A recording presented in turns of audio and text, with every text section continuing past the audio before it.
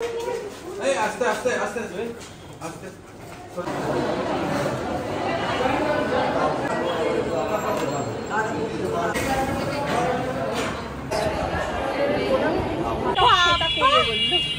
একদমই করবো না। না, ওর এখন ইচ্ছে হয়েছে মিষ্টি পান খাবে।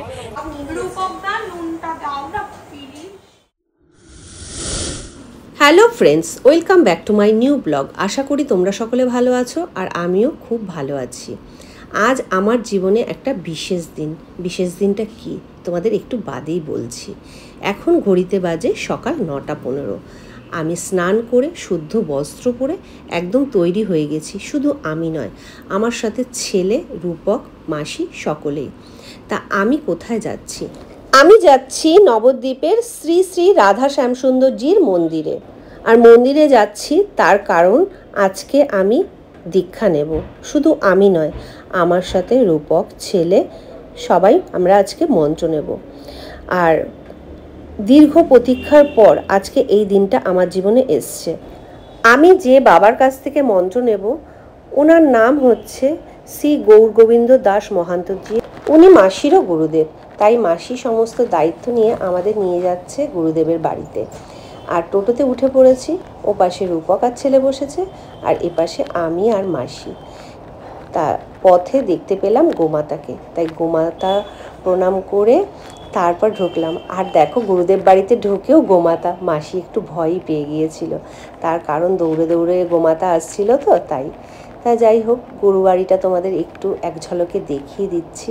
তার কারণ আমারও এই প্রথমবার সৌভাগ্য হলো গুরুবাড়ি দর্শন করবার। আর এরপর আমি কপালে তিলক কেটে নিচ্ছি। যেহেতু কৃষ্ণ মন্ত্রে দীক্ষিত হব, তাই তিলক তো মাস্ট। তিলক আর সাথে তুলসীর মালা, আর তুলসীর মালাটাও আমি পরে নিচ্ছি। তা তুলসীর মালা আর তিলক কেটে সবাই আমাকে বলছিল তোকে বেশ ভালো লাগছে। এদিকে দেখো, ছেলে ধুতি পরছে, তার কারণ ধুতি ছাড়া মন্ত্র নেওয়া যাবে না। তারপর রূপকও তিলক কেটে নিচ্ছে, সাথে তুলসীর মালাও পরে নিয়েছে। আর আজকে গুরুবাড়িতে প্রচুর ভিড় ছিল, তার কারণ আজকে বিশেষ একটা দিন দীক্ষা নেওয়ার জন্য, তার সাথে দশহারা। তা তোমরা দেখতেই পাচ্ছ। আর গুরুবাড়ি থেকে শুনতে পেলাম আজকে প্রায় 240 জনের মতো গুরুমন্ত্রে দীক্ষিত হবে। তা যাই হোক, এদিকে তো রাধা গোবিন্দ, বাবা ভোলেনাথ সবার ছবি লাগানো। আর আমরা না প্রথম লটে চান্স পাইনি মন্ত্র নেওয়ার জন্য। প্রথম লটের মন্ত্র হচ্ছে, আর আমরা পেছনে বসেছিলাম। আর এই হচ্ছে আমাদের বাবা, মানে ওনাকে দেখেও একটা আলাদা শান্তি। আর সবাই দেখো কি সুন্দর করে মালা পরাচ্ছে।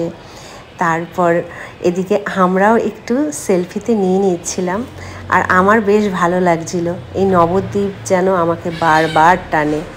আর বাবাকে দেখে প্রাণে যেন আলাদাই একটা শান্তি পাওয়া যায়। ওনার মতন গুরু পাওয়া অনেক ভাগ্যের একটা ব্যাপার। নবদ্বীপে যারা থাকো তারা এই মন্দির আর বাবাকে চেনো না, এরকম মানুষ খুব কমই আছো। প্রথম লটে মন্ত্রের পাঠ তো শেষ, এবার আমরা বসেছি মন্ত্র দেওয়ার জন্য। আর আমাদের পরেও কিন্তু আর একটা লট হয়েছিল। তার মানে বুঝতে পারছো কত মানুষ দীক্ষিত হচ্ছে আজ। তারপর সূর্য প্রণাম করে যাচ্ছি নাট মন্দিরে প্রণাম করবার জন্য। শুধু আমি নয়, আমার সাথে যারা দীক্ষা নেবে তারা প্রত্যেকে। তা দেখতেই পাচ্ছ এখানের মঠে কত সুন্দর পরিবেশটা, মানে আমার তো মন মুগ্ধ হয়ে গেল। আর স্বয়ং বাবাও কিন্তু আমাদের সাথে হরিনাম করতে করতে আমরা প্রদক্ষিণ করছিলাম। নাট মন্দিরে প্রণাম করার পর তারপরে সোজা চলে এলাম বাবার কাছে, মানে আমাদের যে গুরুদেব, তার গুরুদেবকে প্রণাম সেরে চলে এলাম। আর একটা ভালো লাগার বিষয় সেটা হচ্ছে শুধু আমি নয়, আমার সাথে আমার মতন অনেক মানুষ এবং আমার থেকে অনেক ছোট মানুষ আজকে দীক্ষা নিল। আজকে গুরুবাড়িতে গিয়ে আমার এক বন্ধুর সাথে দেখা। আমাকে পেছন থেকে ডেকে বলছে, তুমি সুস্মিতা না? তোমার বাড়ি কোথায়? বললাম আমার বাড়ি সোনারপুর। বলছে আমার বাড়ি এখানেই। বললাম তুমিও কি আজকে দীক্ষা নেবে? বলছে হ্যাঁ, দীক্ষা আর শিক্ষা দুটোই নেব। হরিনামের মধ্যে দিয়েই তো সব কিছু, আর আমাদের জীবনে কি আছে। তা যাই হোক, এখানে আর এক বাবা রয়েছে যিনি আমাদের মালা এবং তিলক পরার কথা বলেছিলেন। তা উনি কিছু বলছিলেন, সেগুলোই মন দিয়ে শুনছিলাম আর বুঝে নিচ্ছিলাম। তা আমাদের না জিজ্ঞেস করতেই বলে দিচ্ছিলেন যে কিভাবে কি করতে হবে। তা এখানে প্রত্যেকটা মহারাজ বা বাবা খুবই ভালো। যাই হোক, তাকে প্রণাম করে আমি একটু আশীর্বাদ চেয়ে নিলাম। উনি এটা বললেন, গুরুজনের সেবা করো, তাতেই দেখবে ঈশ্বরের সেবা করা হয়। একদমই ঠিক কথা বলেছেন উনি। তা যাই হোক, তারপরে তো দুপুরে প্রসাদ নেওয়ার জন্য বসে গিয়েছি, কারণ প্রচুর খিদে পেয়েছিল। কারণ সকাল থেকে যেহেতু উপোস ছিলাম, সে কারণে মানে পেটে ছুঁচোয় ডন দিচ্ছিল। আর খাবার দাবারগুলো খুব ভালো ছিল। ছোটো মামা এসেছিল, ছোটো মামি, তারপরে ছোটো মামার ছেলে, সবাই এসেছিল। আর বললাম না, আজকে একটা বিশেষ দিন। গুরুমন্ত্রে যারা দীক্ষিত হবে তাদের জন্য তো বিশেষ দিনই, তার সাথে ছিল দশহরা। সেই উপলক্ষে গুরুবাড়িতে প্রসাদের আয়োজন ছিল, তাই প্রসাদ নেওয়ার জন্য সকলেই এসেছিল আজ। সকলে প্রসাদ নিয়ে তারপর বেরিয়ে পড়লাম বাড়ি ফেরার উদ্দেশ্যে। হাসিটা পাইল, তাই তো?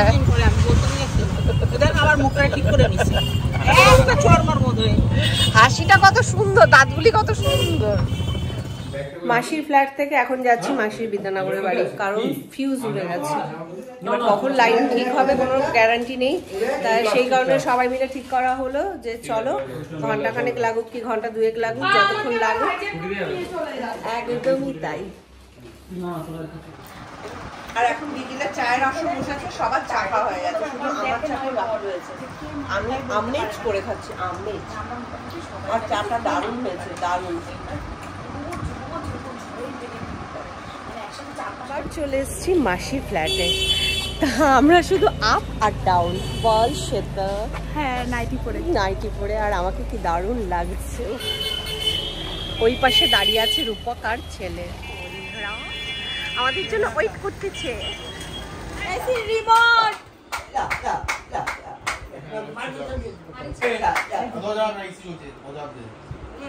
আরে দরজাটা বন্ধ কর। গান করো।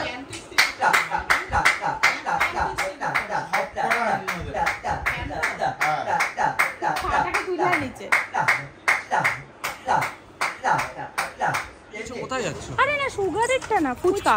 বাহ, ওই দিকেরটায় যাবো। আর আমরা হাঁটতে হাঁটতে চলে এলাম ফুচকার দোকানে। সুস্মিতা আর শ্বেতা লাইনে দাঁড়িয়ে পড়েছে। এই তাড়াতাড়ি খেয়ে নে, ফাঁকা আছে তো। আরে দাঁড়াও, আবার বাড়ি ফিরতে হবে। আজকে পেমেন্টটা শ্বেতা করবে বললো। একদমই করবো না, আমি ছোট মানুষ। আমি যাই হোক, একদম আমি খুব মানে ছোট লোক। আমি ফুচকার পয়সা দিই না কোনো। আমরা ফুচকার পয়সা নিই। তাহলে তোমাদের দুজনকে রেখে আমি চলে যাবো। তোদের এখানে এসেছি, তুই খাওয়াবি ফুচকা? না, আমাদের এখানে আসোনি, এই পিসির এখানে এসছে, আমাদের ওখানে ওপার।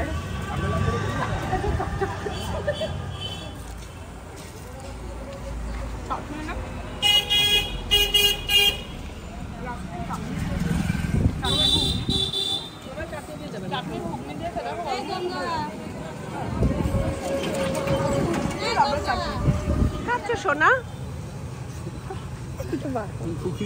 ঘুগনি খাচ্ছ একা একা, আমাকে না দিয়ে? নিরামিষ ঘুগনি খাচ্ছ?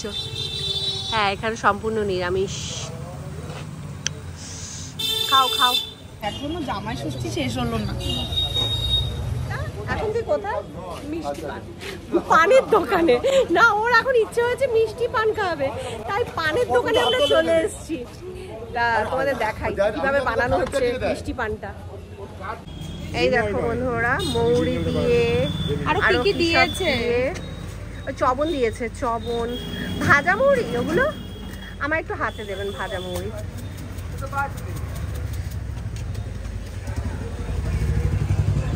কতটা তুই মানে পান খাওয়ার জন্য আগ্রহী হয়ে আছিস? প্রচন্ড। জেলিও খাবি আবার? সত্যি পারিস বটে। জেলি দিয়েছে সেটা তোকে? না, দেবে এটাকে জানি কি একটা বলে।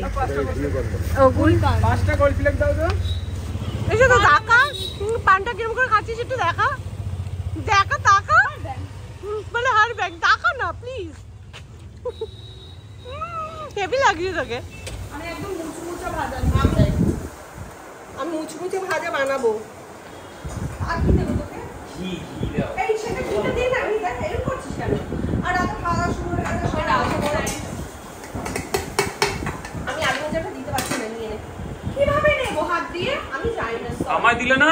এই দিয়ে চার ভাত দেবো? আচ্ছা, না না অল্প। না, দেবো। আমাকে দাও। আমাকে দাও। এই সেটা। এই নে তো। সব নিয়ে নিয়েছি। রূপকদা নুনটা দাও না প্লিজ। ওরা সত্যি Give me some টেবিলে salt, baby. কোথায় নুন? নুন কোথায়? আমার মাসি, খেয়ে মাসি নুন কোথায়? তুমি না এমনি ভাত ঢুকিয়ে ঘিটা নাড়াচাড়া করে নিচ্ছ। কত কি নিয়েছো? বেশি লবণ। কাকে দেবো? আমাকে আমাকে দাও। কাকে দেবো লবণ? আমাকে দাও জানি মাম। এই নে। এতগুলো আমি এটা করে না। আরে নুন খাবি গুন গাইবি। নেই পাতের নুন। আরে পাতের নুন দিলে কিছু নেই। নুন খাবি গুন গাইবি। গাইবি? মাসি অল্প দাও, আলু ভাজা গা গোলায় আমার। আমায় দাও। আর কাকে দেবো নুন? ও, আমি তো নুন নিই। ও সিওরের জন্য ওটা রাখবি। আমার কি দেবে তুমি? আরে শিওরি কাকা আজকে রান্না করছে, পনির ভাজছে। ওই দেখি মুখটা একবার। হ্যাঁ যাচ্ছে ভাত ঠান্ডা না।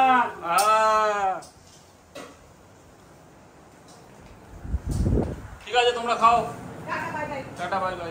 আর সেটা আমাদের একটা গান শোনাচ্ছিল, কি যেন একটা গান গাইছিলি সেটা, তুজো মেরে পাস হ্যায়।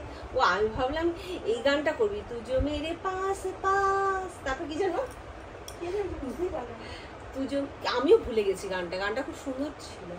তা যাই হোক বন্ধুরা, অনেক ক্লান্ত, অনেক টায়ার্ড আমরা। আজকের ব্লগটা এখানে শেষ করছি। দেখা হচ্ছে কালকে নতুন একটা ব্লগের সাথে। টাটা, শুভরাত্রি।